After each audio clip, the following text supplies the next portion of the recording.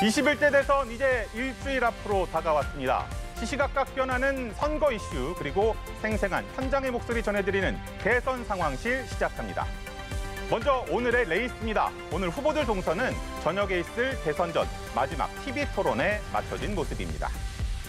자, 더불어민주당 이재명 후보 토론에 집중하기 위해서인지 오늘은 공개 일정을 잡지 않았는데요. 오전에 자신의 블로그를 통해서 마지막 TV 토론에 임하는 각오를 밝혔습니다. 국민이 원하는 유능한 정치, 언제나 약속을 지키는 정치, 통합과 공정, 상식과 정의가 살아있는 정치의 길을 제시하겠다고 적었는데요.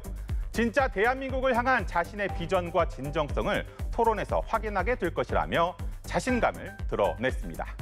자, 국민의힘 김문수 후보 공개 일정을 소화를 했습니다. 대통령 당선 시 즉각 추진할 6대 사안을 발표를 했습니다. 어려운 실물 경제를 살리기 위해서 취임 당일 오후에 바로 여야 원내대표 연석회의를 열어서 30조 원 민생 추경 논의에 착수하겠습니다. 국민 내각 추천위원회를 구성하겠습니다. 자, 이후 이명박 전 대통령과 70분간 오찬 회동을 한 김 후보는 남은 시간 토론 준비에 전념하는 모습입니다. 개혁신당 이준석 후보는 당초 공개 일정을 잡지 않았다가 오후 기자회견을 통해서 완주 의사를 거듭 밝히며 단일화 가능성에 다시 한번 선을 그었습니다. 이 후보 SNS를 통해서는 최근 여론조사 추이를 들며 본인이 이재명 후보에게 가장 잘 대응할 수 있는 적임자라고 강조를 했습니다. 자, 주요 주자들 움직임 살펴봤고요. 오늘의 키워드 확인해 보겠습니다. 주목받는 키워드 TV 토론입니다. 오늘 토론 대선 전 마지막으로 4명의 대선 주자들이 맞붙는 자리입니다. 그만큼 치열한 공방을 주고받을 것으로 예상이 되죠. 자, 이번 TV 토론 주제는 정치 분야인데요. 먼저 정치 양극화 해소 방안과 관련해서 1분 30초간 입장을 밝히고요. 정치개혁과 개헌, 외교 안보 정책을 주제로 공약 검증 토론이 진행됩니다.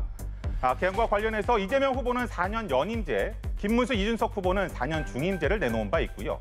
외교 안보 정책으로 이 후보는 국익 중심의 실용 외교를, 김문수 후보는 북핵 억제력 강화를 강조하고 있고 이준석 후보는 안보부총리 신설을 내세웠습니다. 토론인이 정책을 놓고 입장이 갈리는 부분에서는 날선 이야기 오갈 수 있겠죠. 다만 문제는 그 수위가 너무 높아질 때일 겁니다. 형님을 바로 이 성남시장으로서 정신병원에 강제 입원시키려고 하다가 그것 때문에 형수님하고 욕을 하고 다투고 이렇게 된 거 아닙니까? 가정도 제대로 못하는데 어떻게 나라를 통합시킬 수 있겠습니까? 이건 우리 집안 내의 내밀한 사적 문제인데 굳이 따지자면 본인은 갑질을 하지 않습니까?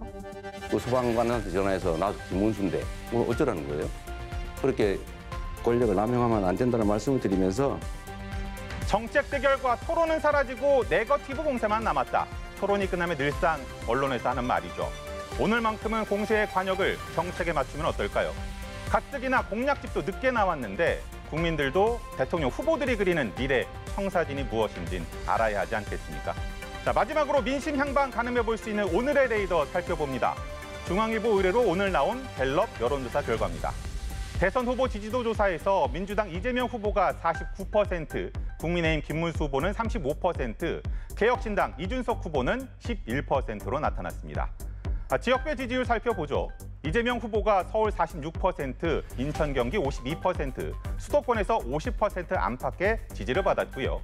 충청권은 49%, 호남에서는 79%를 기록했습니다. 김문수 후보는 대구, 경북에서 49%, 부산, 울산, 경남에서 47%의 지지를 각각 받았습니다.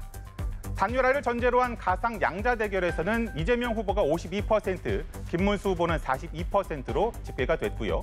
이재명 후보와 이준석 후보가 맞붙을 경우에는 이재명 후보 51%, 이준석 후보 40%였습니다. 두 경우 모두 이재명 후보가 오차 범위를 넘어서는 격차를 보인 것으로 조사됐습니다.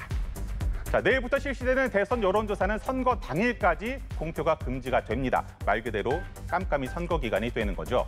자, 중도층 표심이 어디로 향할지, 보수 진영 단일화가 이루어질지가 막판 변수로 꼽히고 있습니다. 과연 최종 민심 어디로 향할까요? 대선을 일주일 앞둔 정치권 상황, 오늘은 여기까지 짚어보겠습니다. 대선 상황실이었습니다.